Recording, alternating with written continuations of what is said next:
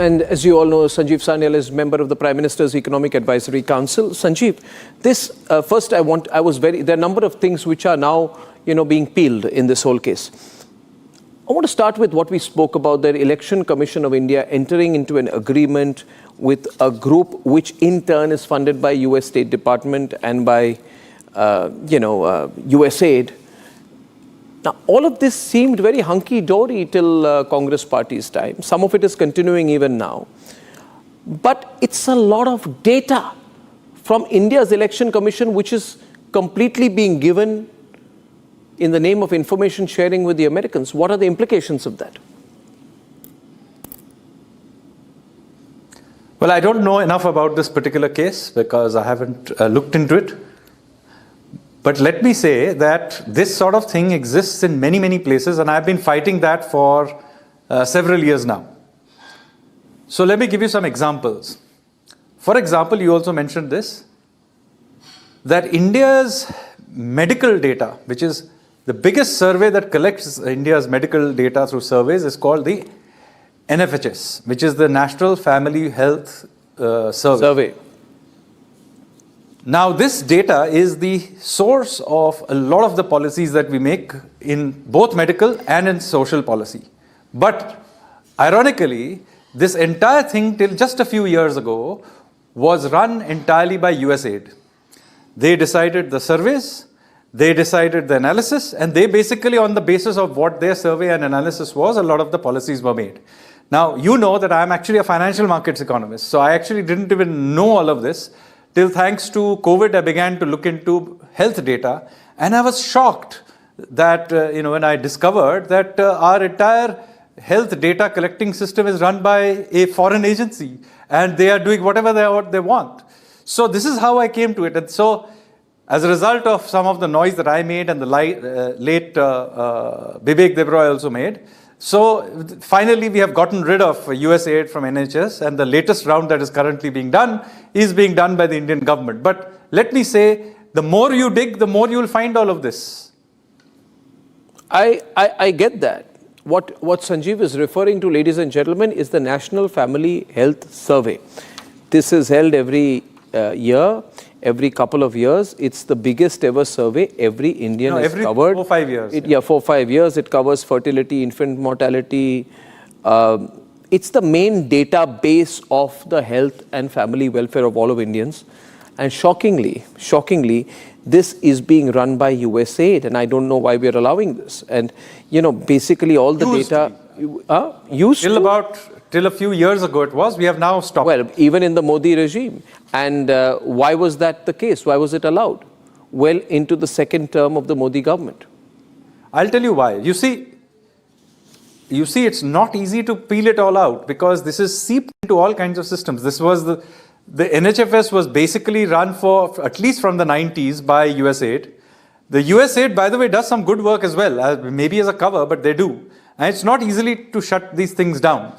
Especially since, I wasn't looking for this at all. I bumped into it because of COVID and, I was looking for it. I bumped into this. But this sort of thing is there in many other places. When you begin digging, you will find, and by the way, this is directly USAID. What can happen is USAID gives to another, one entity, and that gives to another entity. Like that, you begin to hunt, you will find many, many things are seeped through. No, these organizations... So one by one, we are peeling it out. They will do two good projects, but their intent is something else. Like this 21 million grant for voter turnout. It's not a small amount of money. So it's not easy to peel it out, as you may think. You're making an intonation that, it continued into the Modi regime. Yes, it did, because this sort of thing is there everywhere. We are shutting... we began doing the FCRI shutdowns a decade ago. And at that time, everybody was squealing that why is the government so paranoid? Well, you know now that even after doing all that FCRI things, you had these kinds of things still there. So, I have to say, thank God Prime Minister Modi has been supporting, people like myself to go in there and peel these things out. But there'll be lots more. You called USAID the biggest scam in human history. This was an influence operation, wasn't it? If it were not for Trump saying, I don't like these, money being given out. I need to cut money. See, he's coming from a financial perspective. He needs to reduce expenditure and cost in the US because the economy is bloating itself out of proportion. But had it not been for Donald Trump, this would have all carried on. And we would have probably allowed it to happen, saying, no, well, it's not easy. Pardon me? It's not easy. It's not easy. See, you see, this government has occasionally bumped into these things where it was USAID itself doing it, so we could tell. So in case of NHFS, we have thrown them out. But there are many, many things it's very difficult because they give it to multi-layer agencies and it's difficult to find. And even somebody like me, who's spending a lot of their time and energy hunting for this, it's difficult. I'll give you some examples. This last few years, you have noticed this proliferation of democracy index, freedom index, all kinds of indices, happiness index. Now, how do you think they popped up? They pop up because agencies like USAID, Soros's Open Society, etc., fund this layer upon layer. It's like money laundering, where they create these agencies. You can't really chase them, and then you suddenly discover, you get the impression that there are a large number of independent bodies who have opinions about India's democracy or media freedom, etc. It's not the case. It's actually the same bunch of funders, the same 4-5 guys funding a layer upon layer of these international agencies, creating these indices. Now, why do they want to create these indices? Well, because with that they create a certain narrative which then gets embedded into sovereign ratings, it gets embedded into academia.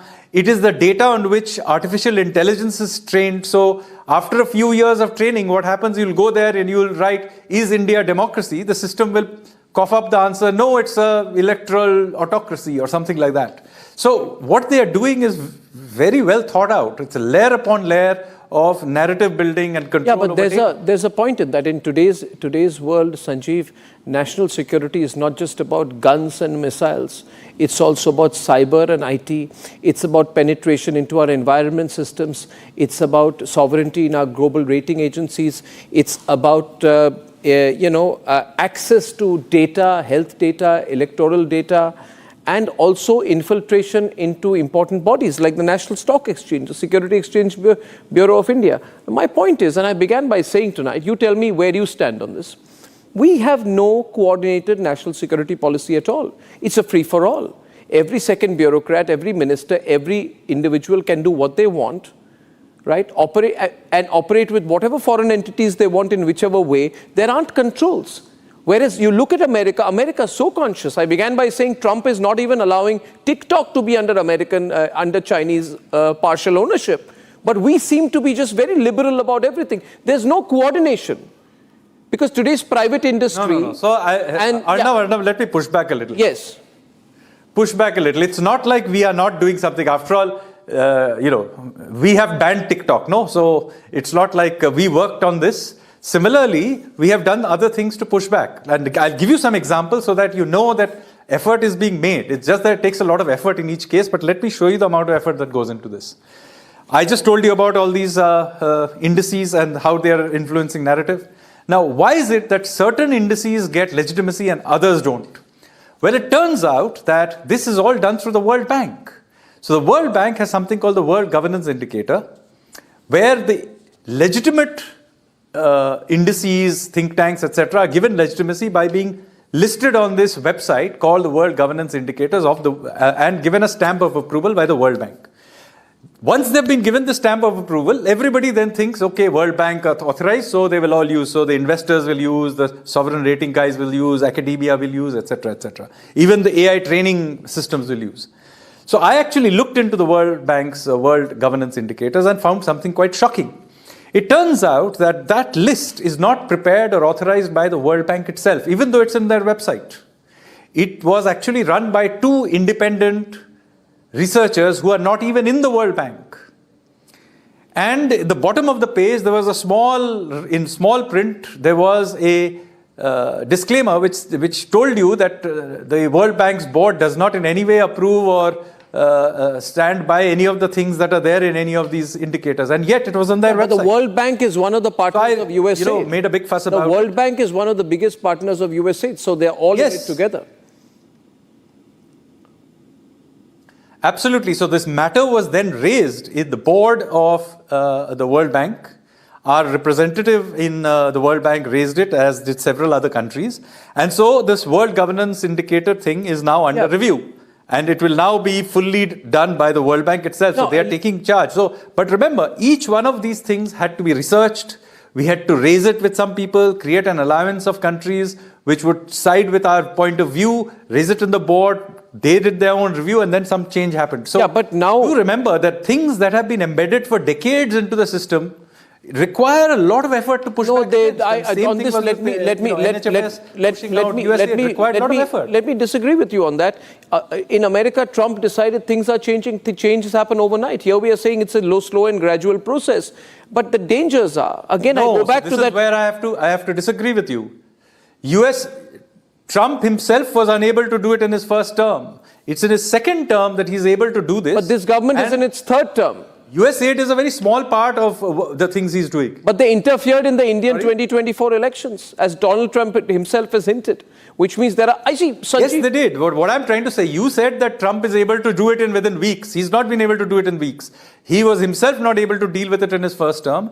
In his second term, he's being able to deal with it. But this ecosystem can't be allowed to... They have the data. Yeah, but when I'm pushing back, I have to actually infer the data indirectly. A lot harder to do. Yeah, but you know, it's not hard to say USAID interfered in the 2021 elections and gave money. Now, are we not going to be able to find out who took the money? Because I need to know who are the Indians. No, who are the Indians, Sanjeev, who took money from USAID before the Indian elections? They're sellouts, aren't they? That I would love to know as much as you would. But we don't have that data directly. I mean, we can infer it here and there, but ultimately the data is with the Americans and hopefully they'll share it. But I'm just telling you that fighting this battle is trickier than you think. And it's a different matter that the Overton window has now shifted.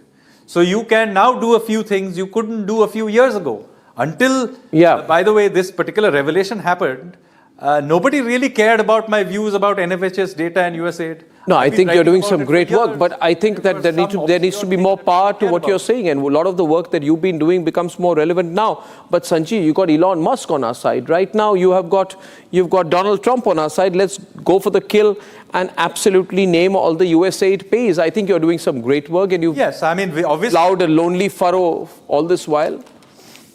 You should talk more about it now. Well, I only was able to do this because I had the backing of the top political administration. But let me say that now that the world and the Overton windows have changed, we can possibly do a lot more than we could have till recently. Absolutely, we should. But, you know, some momentum had been built. I mean, we should. You know, things like we did ban TikTok. So we did that well before the Americans. With FCRA, TikTok, etc. We did it. And that's why you need a strong mandate to be able to make those kind of changes. I give you complete credit, Sanjeev, never taking it away from you. And well done, and thank you so much for joining me this evening. Sanjeev Sanyal, ladies and gentlemen.